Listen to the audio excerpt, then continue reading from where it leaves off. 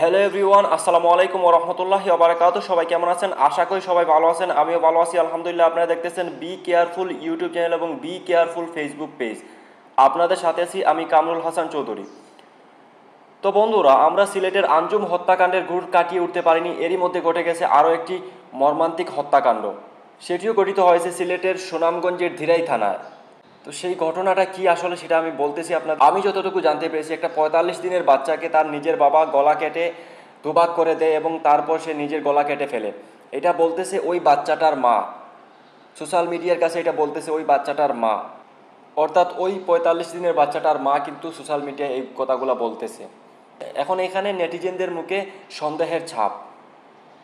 একই বাসায় তিনজন ব্যক্তি, অর্থাৎ একটা ছোট্ট ৪৫ দিনের বাচ্চা এবং স্বামী স্ত্রী দুইজন, বাসার দরজা বন্ধ ভিতর থেকে, সেখানে হত্যাকাণ্ড ঘটিত হয়েছে। বাচ্চাটার গলা কেটে দুভাগ করে দেওয়া হয়েছে এবং সেই বাচ্চাটার বাবার গলা কাটা হয়েছে। এখন সে নিজে কেটেছে কিনা তার স্ত্রী কেটেছে, এটা সন্দেহজনক। কারণ একটা বাসা বন্ধ অবস্থায় আছে, সেখান থেকে দুইজন মানুষ, তিনজন ব্যক্তির মধ্যে একটা তো ছোটো বাচ্চা, দুইজন মানুষ আছে। সেই দুইজন মানুষের মধ্যে একজন মানুষ ছোটো বাচ্চাটাকে হত্যা করলো এবং সে তার নিজের গলা কেটে ফেললো। তাহলে অপরজনকে কেন কিছু করলো না? এটা একটা সন্দেহের বিষয়। এখন সেই সন্দেহটা আসলে সত্যি কিনা সেটা তো আমরা নিজে বলতে পারবো না, সেটা কিন্তু প্রশাসনের কাজ। তারা কিন্তু আসলেই এই হত্যাকাণ্ডের রহস্য কি, অবশ্যই প্রশাসন সেই হত্যাকাণ্ডের রহস্য উদ্ঘাটন করবে, তারপর আমরা জানতে পারবো। এখন শুনি ওই মেয়েটার মা অনলাইনে সোশ্যাল মিডিয়ার মধ্যে কি বলতেছে। তুমি কিলা আমার কইলে টুকারে আমার বুকটা তো নিলা রে মা। আল্লাহ আল্লাহ জিনা ভাই বাসার ভিতরে আর কেউ আসছেন, আমরাও তিনজন আসলাম। আমি বাদে জিজ্ঞা করছি তাহলে এই কিতা হচ্ছে, ওটা হচ্ছে আমি আমার খাচ্ছি, আমার মাথায় খাম করেন না।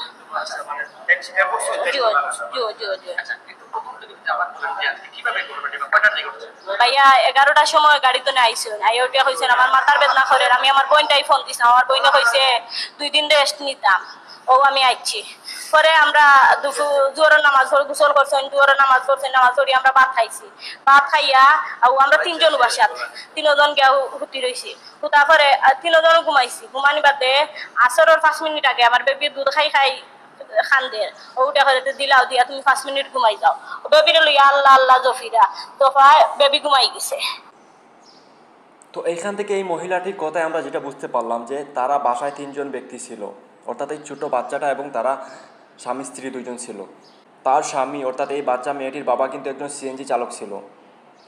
সে সিএনজি থেকে এসে বাসায় আসার পর বলতেছিল যে সে তার বোনের সাথে কথা বলেছে যে তার খুব বেশি মাথা ব্যথা করতেছে। তার বোন বলেছে যে তাকে 2 দিন রেস্ট নিতে হবে।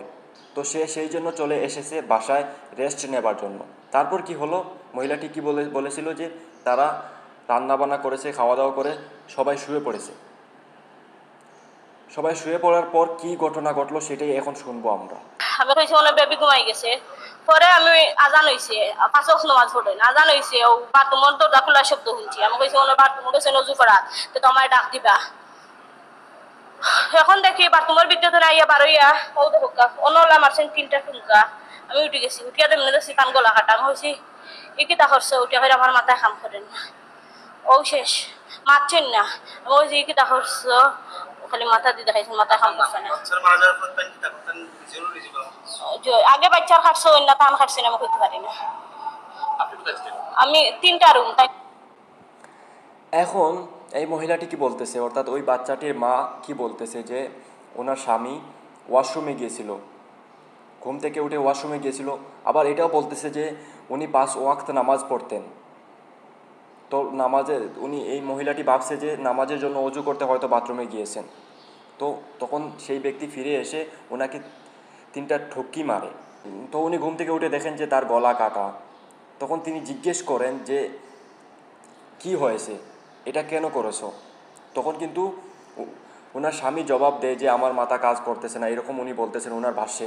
আবার উনি নিজেই বলতেছেন যে মুখ দিয়ে কিছু বলেন নাই, শুধু মাথা নেড়েছেন বা ইশারায় দেখিয়েছেন, এটা বলতেছেন। তো এইখানে এই কথাগুলো কতটা সত্যি কতটা মিথ্যা আমরা জানি না, কিন্তু সন্দেহের চাপ সবার মুখে, সবাই কিন্তু সন্দেহ করতেছে।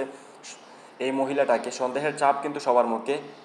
আমি বলতেছি না, সন্দেহ সবার হবে, কারণ এখানে এই যে ঘটনাটা ঘটেছে, এখানে কিন্তু একই বাসার মধ্যে তারা 3জন ব্যক্তি ছিল, অর্থাৎ একটা ছোট্ট বাচ্চা, 45 দিনের বাচ্চা মেয়ে আর 2জন স্বামী স্ত্রী।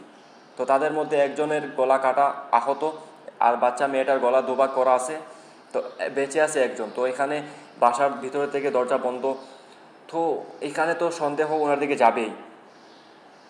তো এখন আমি শুধু সন্দেহের কথা বলতেছি, বাকিটা আইনের কাজ। আইন সেই রহস্যটা বের করে আনবে, আসলে যে এই হত্যাকাণ্ড কিভাবে ঘটলো, কেন হলো, এই হত্যাকাণ্ডের মোটিভ কি, পুরো বিষয়টা কিন্তু আইন বের করতে পারবে। আর আমাদের আইনের উপর ভরসা আছে, কারণ আমরা সিলেটের আঞ্জুম হত্যাকাণ্ডের ঘটনাটি দেখেছি। সেখানে কিন্তু খুব শীঘ্রই, খুব তাড়াতাড়ি কিন্তু হত্যাকারীকে শনাক্ত করে গ্রেফতার করে ফেলেছে আমাদের দেশের প্রশাসন। তো তাদেরকে অবশ্যই আমি ধন্যবাদ জানাই, এবং এই হত্যাকাণ্ডেও অবশ্যই আসল রহস্য ভেদ করবে পুলিশ, আমি জানি। ততক্ষণ পর্যন্ত আমরা অপেক্ষায় থাকব, এবং সেই হত্যাকাণ্ডটা কেন গঠিত হলো এবং কী করে গঠিত হলো এবং সেই হত্যাকাণ্ডের মোটিভ কী, সেটা যদি জানতে পারি অবশ্যই আমি আপনাদের জানানোর চেষ্টা করব। ততক্ষণ পর্যন্ত নিজে সেফ থাকুন এবং সতর্ক থাকুন। সবাইকে অসংখ্য ধন্যবাদ। দেখা হবে নেক্সট ভিডিওতে। ভালো থাকবেন, সুস্থ থাকবেন। আল্লাহ হাফিজ। আসসালামু আলাইকুম ওয়া রাহমাতুল্লাহি ওয়া বারাকাতুহু।